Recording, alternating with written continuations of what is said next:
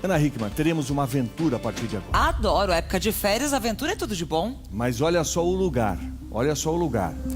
Provavelmente você tenha medo de cobra, né? A maioria das pessoas... A maioria tem. Hoje tem até gente que tem coleção de cobra. Sim, como pet, mas cobra que não tenha veneno, né, Brito? Solta dentro de casa, tudo bem.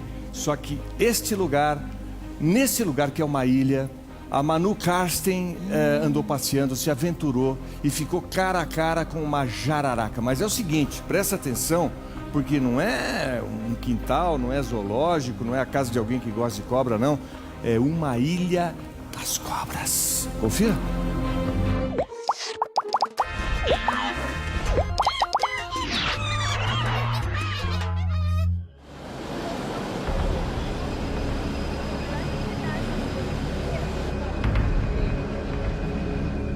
Assustadora.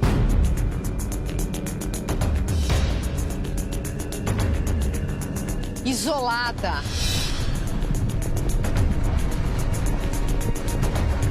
Sinistra.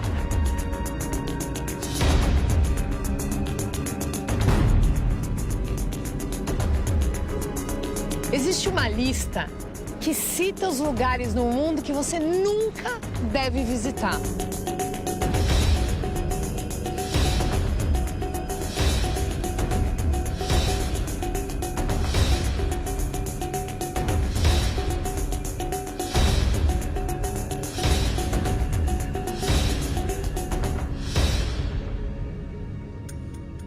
Um destes lugares é conhecido como a Porta do Inferno e está localizado no Turcomenistão.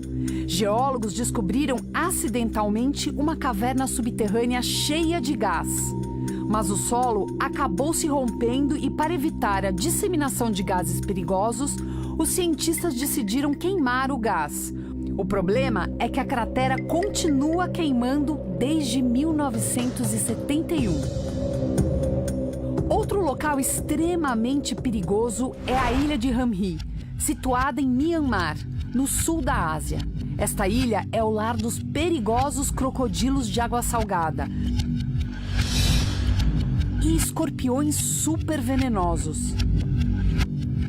Mais um lugar que você não deve visitar é a zona de exclusão em Chernobyl, uma área de 30 quilômetros ao redor da cidade ucraniana, interditada após o desastre com o reator nuclear em 1986. Ainda contaminada, a região virou uma zona fantasma no leste europeu.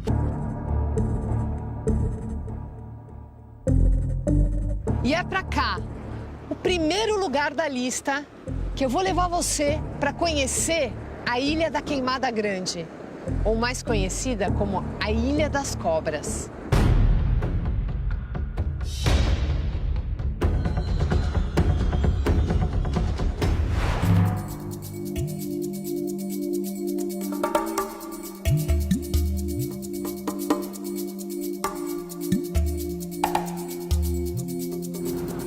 Minha aventura estava começando aqui, no mar, a caminho de uma ilha que dá medo em muita gente.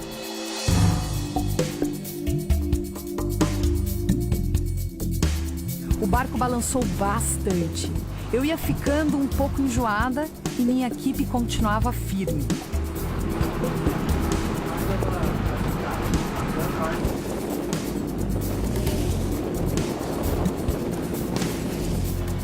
Eu já sabia que o desembarque não seria nada fácil. A ilha é rodeada por pedras, a natureza fez assim, sem portas de entrada e nem de saída.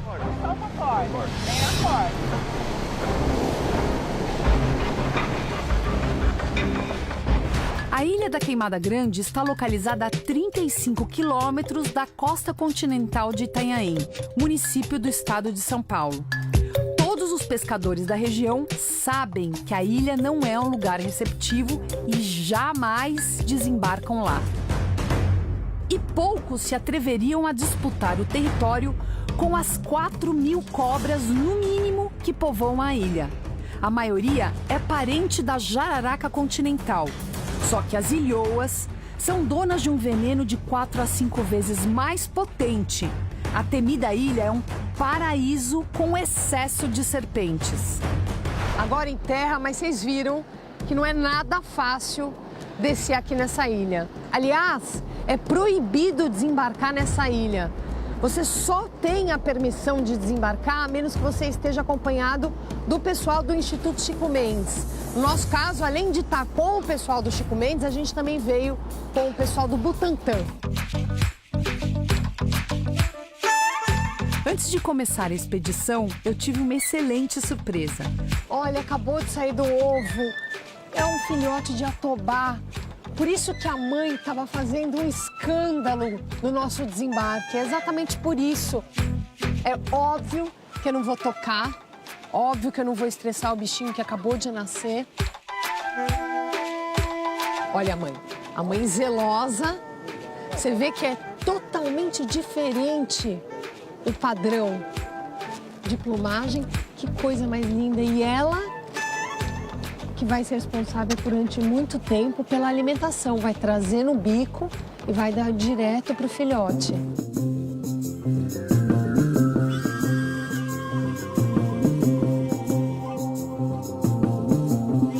Nos mistérios do isolamento, a gente consegue encontrar os bichos mais diferentes. Eu tô falando isso, você tá olhando uma folha, mas olha só o bicho que eu vou mostrar para vocês. Pode parecer um simples grilo, mas é um grilo azul. Olha que coisa fantástica esse bicho.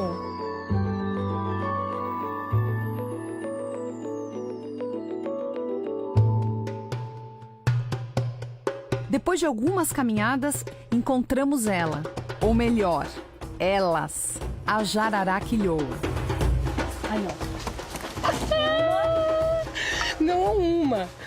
Três serpentes bem aqui. Prazer em conhecer você, famosa. A jararaquilhoa. É o paraíso dos biólogos, gente. Nenhum biólogo sai frustrado daqui. Nunca, né? Não tem como sair frustrado. Olha, 3. Gente, vocês não sabem. Às vezes no continente a gente demora dias para achar uma serpente. Imaginem 3 juntas. Sensacional. O desenvolvimento da jararaquilhoa se deu por causa do isolamento geográfico a que foi submetida desde o final da Era Glacial, há uns 12 mil anos. Em alguns períodos, o clima na Terra ficou mais quente e as águas do degelo cobriram grandes extensões de terra, formando várias ilhas como essa. A maioria dos animais migrou para o continente. Os demais, impossibilitados de nadar, ficaram confinados e precisaram se adaptar para sobreviverem. Isolada numa ilha rochosa onde o alimento se resume a pássaros, a jararaca passou a subir em árvores para caçar. Seu veneno tornou-se mais potente para garantir a morte imediata da presa. Olha o bicho aqui. A camuflagem é perfeita. Exatamente isso. E outra coisa, a gente está procurando esse bicho que por uma questão impressionante se adaptou e agora vive em árvores. A gente estava olhando para cima e de repente a gente encontra um bicho no chão. É para a gente lembrar que esses animais tomam conta dessa ilha.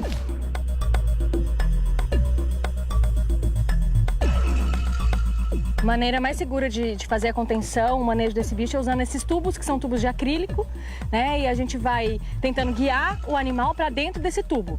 E aí ele entra aqui e a gente consegue inferir os dados, né? Saber se ele está com microchip, saber se ele tem carrapato, saber se é macho ou fêmea, entre outros dados que a gente coleta. Isso é uma coisa muito legal que a gente vê, ó. O bicho é saudável, é um bicho que você vê brilha, e o brilho muitas vezes é um dos grandes sinais de que o bicho está super saudável. A jararaca ilhoa, que é essa que tem aqui na Queimada Grande, ela é clara, né, de uma cor meio de palha, e a ponta da cauda dela é escura, dá para ver? O que significa o quê? Que é um engodo caudal, né? Isso. Que ela sacode, ó, ela sacode muitas vezes essa cauda, sinalizando por uma presa que pode ser um alimento, pode ser uma larva, pode ser o que uma ave, né? Ela simula os movimentos de uma larva. De uma larva. Para poder enganar uma possível presa. Aí está o nome engodo caudal, que é isso. Ela balança a cauda, mostrando que pode ser um alimento, o bicho chega perto, não é, é uma cobra.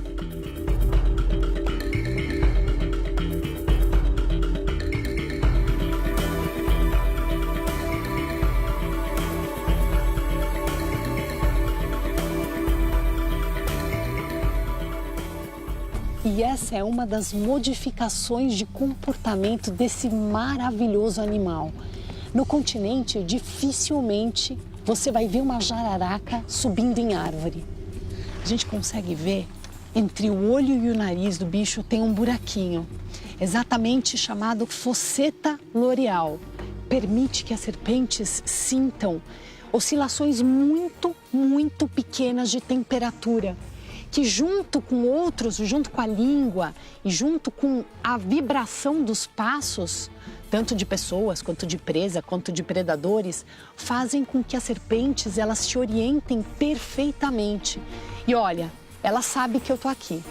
Ela sabe que eu tô aqui, ela sabe que o meu tamanho é muito grande, que não é um tamanho de presa.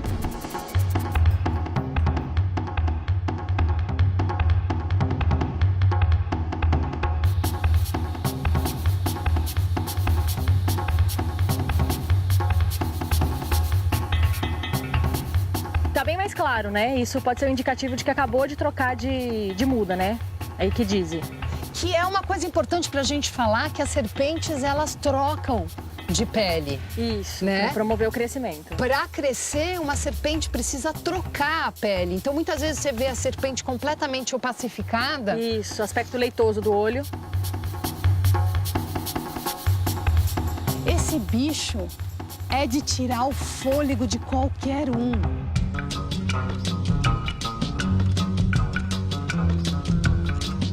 Ficava claro que realmente aquela ilha estava lotada de serpentes para todos os lados. Preciso só me acalmar um pouco, respirar, porque a trilha é pesada. Onde tá?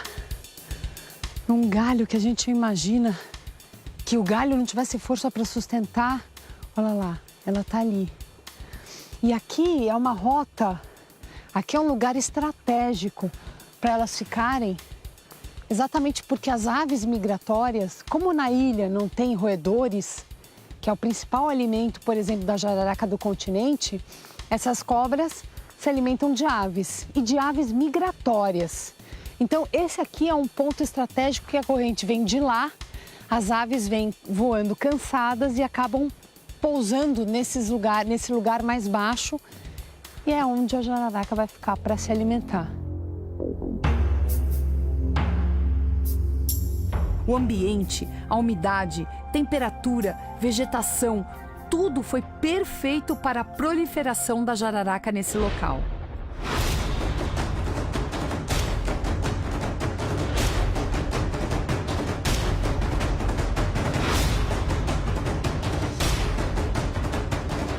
Só reforçando que o veneno desse animal é um veneno que se modificou. Se modificou porque ele teve que se adaptar a uma diferente presa. Então, para uma ave, é um veneno extremamente fatal, mata. Agora, num ser humano, ninguém nunca foi picado. Ou seja, a gente não sabe o que pode acontecer.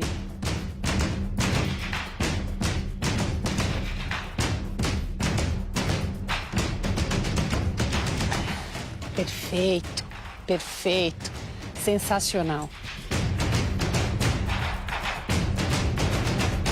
No caso do macho, uma pressão aqui na cauda dela, tá? O hemipênis ele é expelido, tá? E aqui? Isso que nós estamos vendo aqui é o hemiclítoris.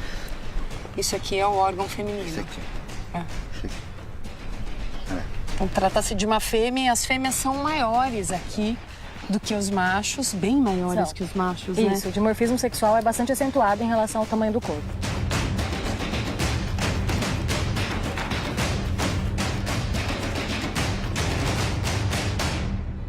Se na vinda eu vim receosa, um pouco de medo, eu vou confessar para vocês, eu saio dessa ilha com a sensação que eu encontrei um paraíso, um lugar que o isolamento forçou a esses animais incríveis se modificarem, em que só os mais fortes sobreviveram. Eu saio daqui profundamente admirada. Assim, eu encerrava minha aventura na Ilha das Cobras. Um lugar perigoso, mas que foi conquistado e que nós, seres humanos, não somos nada bem-vindos.